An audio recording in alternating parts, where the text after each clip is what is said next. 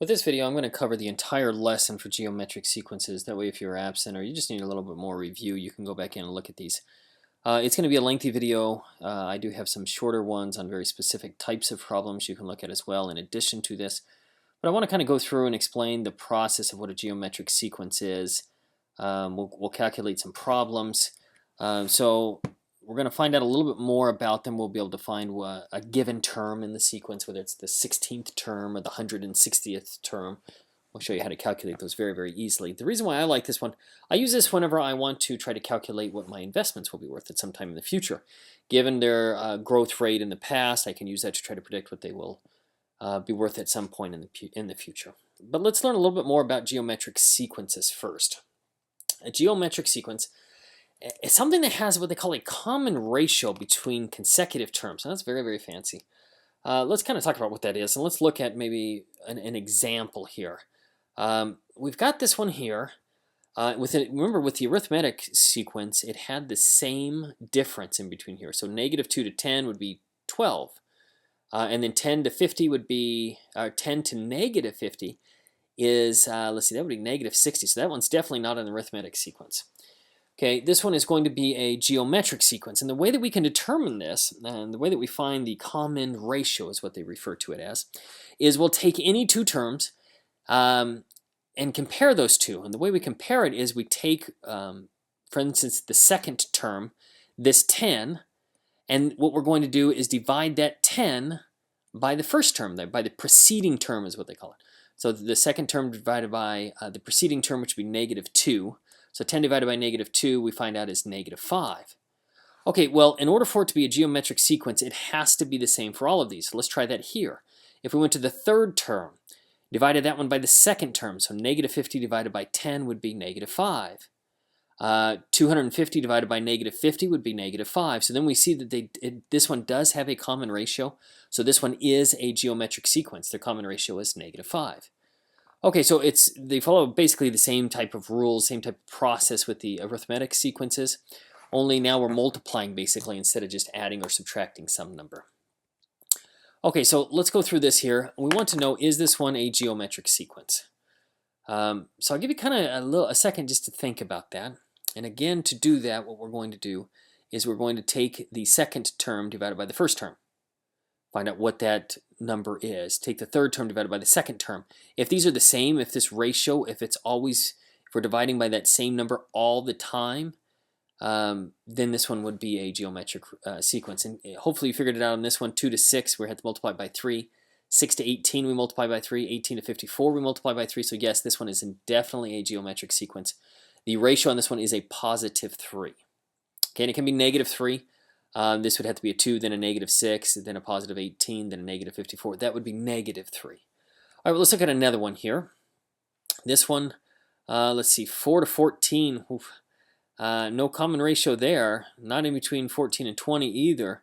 Is it arithmetic? Let's see, 4 to 14 is 10, 14 to 26. Nope, it's not even arithmetic. So this one is not an arithmetic nor a geometric sequence at all.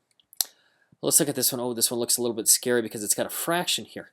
But let's look at this. Negative 20 divided by 80. Negative 20 divided by 80 would be negative 1/4. If we did 5 divided by negative 20, that would also be negative 1/4. Negative 5/4 divided by 5, believe it or not, that would also be negative 1/4. This one is a geometric sequence. The ratio is negative 1/4. So it's not always a whole number. It can be a fraction. There's nothing wrong with a fraction there.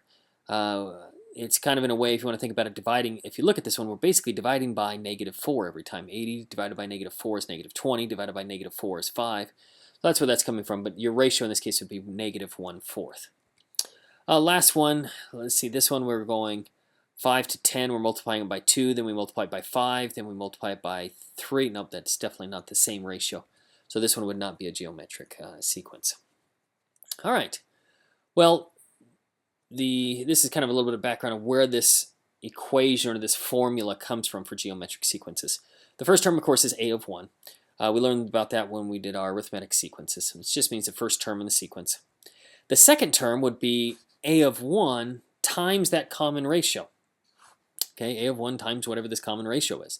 If a or 1 were 3 and the ratio were 4, a of 2 would be 3 times 4, which would be 12. Okay, so the third term would just be a of 1 times r, that's our second term, times r again would be my third term. Well, we know r times r is just simply r squared. The fourth term would be a of 1 times r squared times r, which is r cubed. So you see a relationship here, this 3, and then the exponent here is 2. So it's 1 less than whatever this is. Whatever this number right here is, we subtract 1, and that's going to be our exponent. And that's very, very similar to the way we did arithmetic sequences as well. Whatever this number is here, we subtract 1, and that's our number up here. So the formula for the arithmetic sequence is we take the first term, multiply that by the ratio, raise it to the power, and we're going to take whatever term this is, subtract 1 from that term. Okay, just like this one. This was the fourth term. We did 4 minus 1, and that's how we got our 3.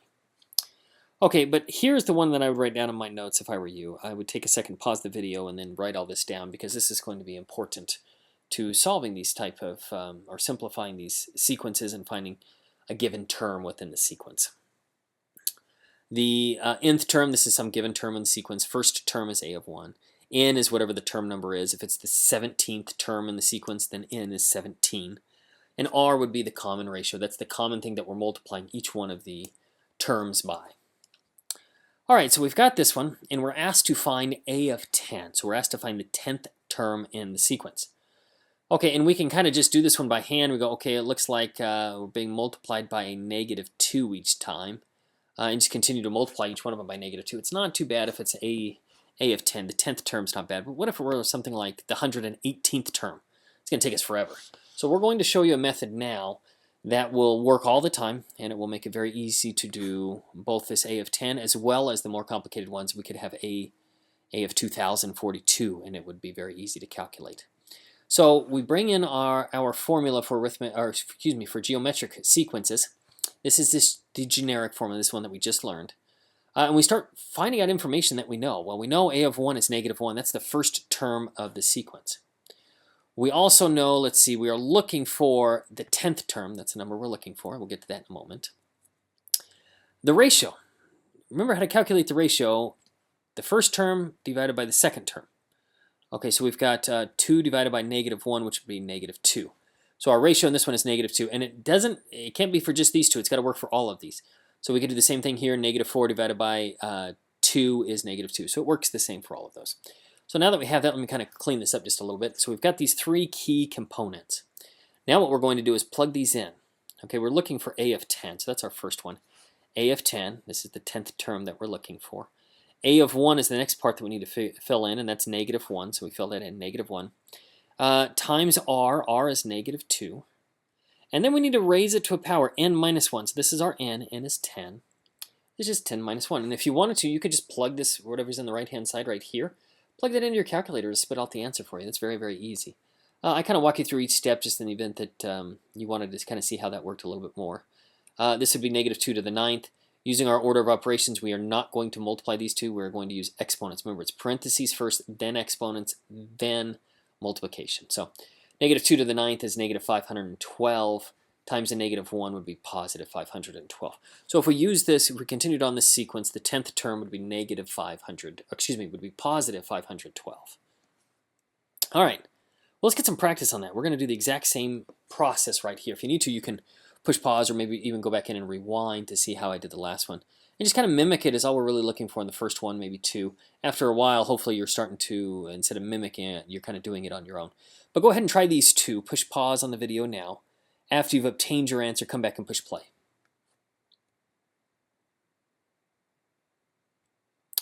Check your answers here. Hopefully you did okay on that one. You could get to the right answer, hopefully. Make sure you're having these within parentheses. If you do not have this one in the parentheses, when you type it in your calculator, it will give you the wrong answer, guaranteed. So make sure you use parentheses here. This first number doesn't necessarily have to be in parentheses. If you want to get in the habit of using parentheses, that's a good idea. I always like that. It always helps me get the right answer. All right, I want you to try these 2. It's going to be a similar process to the ones that we just did. Hopefully you can do these without rewinding and looking at that. If you need to, though, you can. But push pause on the video now. After you've obtained your answers, come back and push play. Check your answers. This one was just a little bit different because it was the common ratio was a fraction. We are actually dividing by -2 on each one of these, which is the same thing as multiplying by -1/2. So, but your answer should have been 1/4 here. All right, I want you to try these two. If you'll notice number 2, we haven't gone over yet. We did that in a previous one. But you know what the first term of the sequence is. The first term of the sequence is given right here. But push pause on the video now. After you've obtained your answers on both of these, come back and push play. Okay, let's talk about number 2. On this one, the first 3 terms, you can just plug in 1 for this one. That would give you the first term. Plug in 2, that would give you the second term. Plug in 3, that would give you the third term. That would work just fine. I did mine just a little bit different. I just did the first term is 2. To get the second term, I go 2 times 1/3, which gave me 2/3. To get the third one, I did the second term, which is 2/3, times 1/3. That gave me my next one. But if you wanted to, you could plug these in each time, and it would be fine. That would work all the time. So I want you to try these two. We haven't really shown you how to do number 1 yet, but I think you can probably figure it out. But give it a try. Go ahead and try these two. After you've obtained your answers, come back and push play.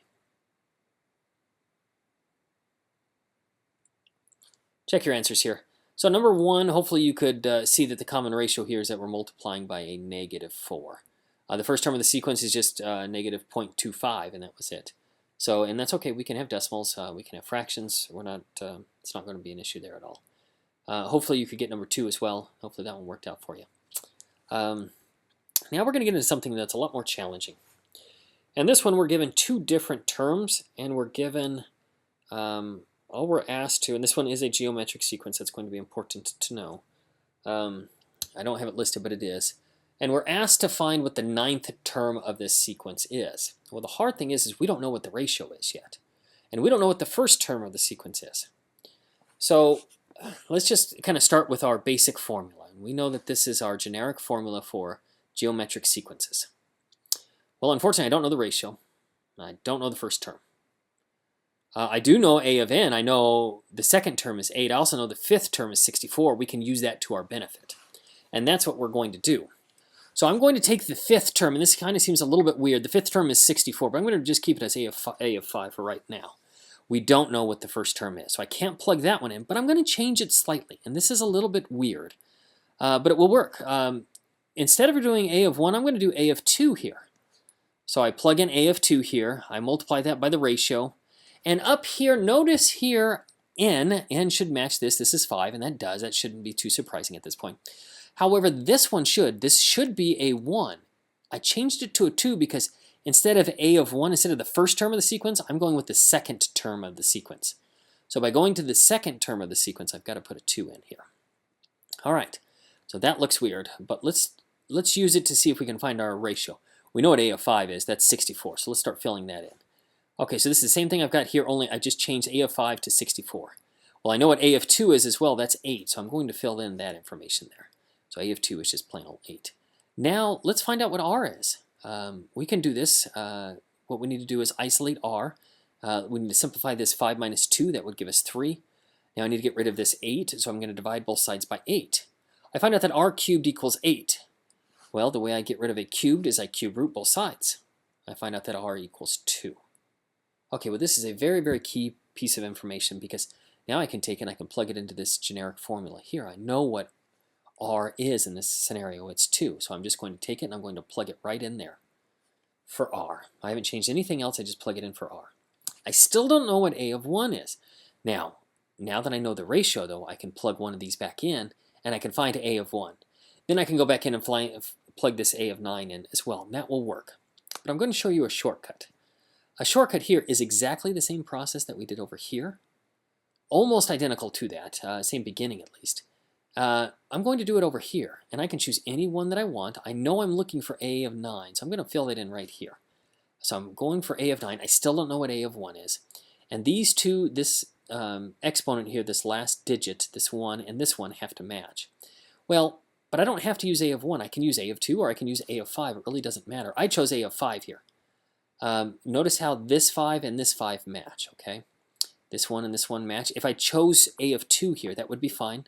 It would still work. I just need to make sure it's 9 minus 2 up here then.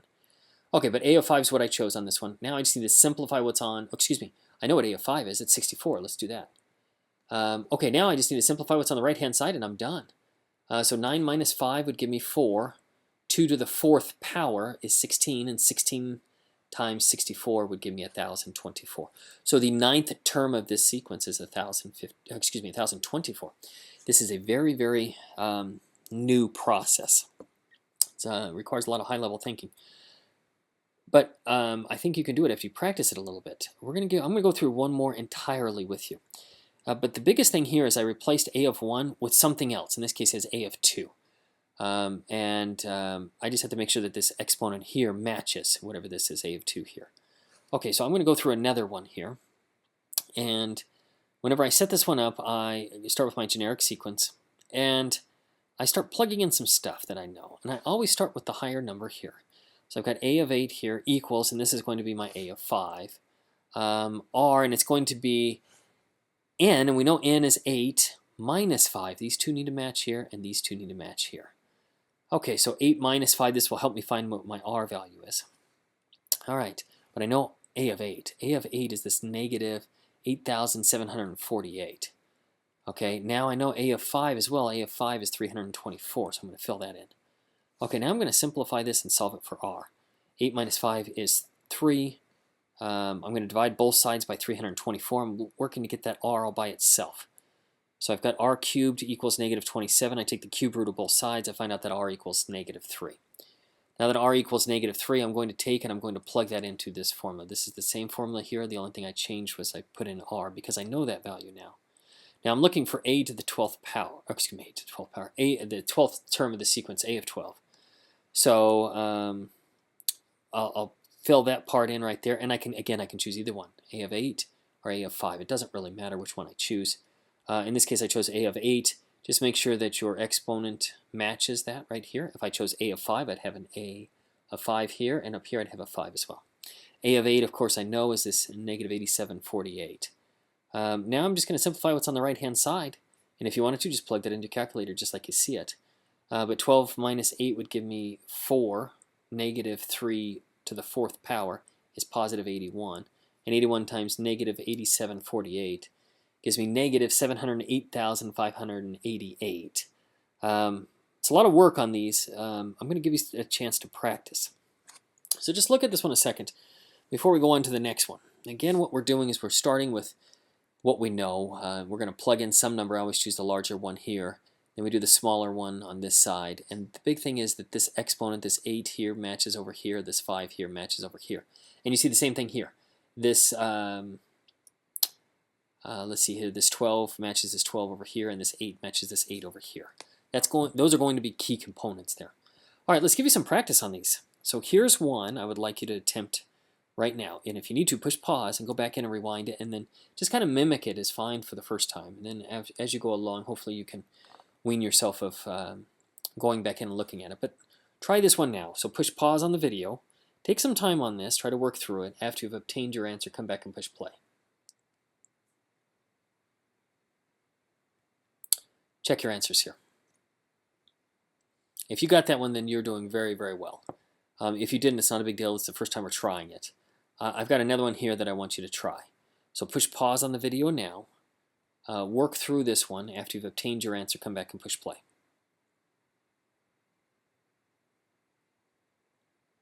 Check your answers. Okay, hopefully you're starting to kind of get this process down a little bit. Notice how this 9 and 9 match up, this 2 and 2 match up over here. I've got an 8 and an 8 and a 2 and a 2 that match up. That works out really well. So let's give you one more to practice on here. Push pause on the video now. After you've obtained your answer, come back and push play.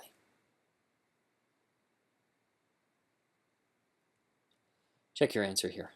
All right, so this is pretty in-depth here. If you can get these, then you're doing just great.